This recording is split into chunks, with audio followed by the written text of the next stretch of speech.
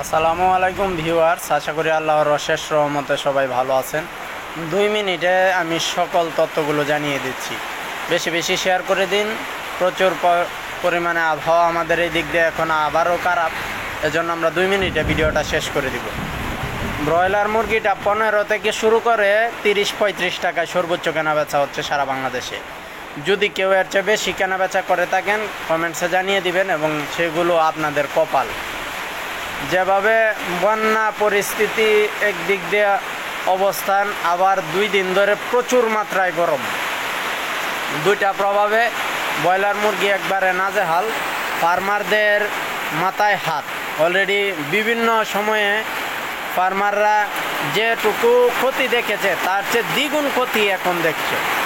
Broiler বাচ্চাটা কিছুটা সন্তুষ্টজনক 31-32 আছে, কিন্তু আবার এইখানেই রস বাচ্চাটা নিলে 38 টাকায় আছে। প্রচুর পরিমাণে বৃষ্টি হচ্ছে, আমি শর্টে জানিয়ে দিচ্ছি। এরপরে ব্রাউন ককটা 14 থেকে 17 টাকায়, ব্রাউন লেয়ারটা কেনা বেচা হচ্ছে 67 টাকায়, এবং রিজেক্ট লেয়ার বড় মুরগিটা কেনা বেচা হচ্ছে 270, ব্রাউন কক 200, এবং টাইগার, কালার বার্ড, সেসু, বনরাজ, সুপার হাইব্রিড এই সবগুলো কিন্তু কেনা বেচা হচ্ছে 230-35-এর মধ্যে। তবে স্থান ভেদে আলাদা আলাদা হতে পারে।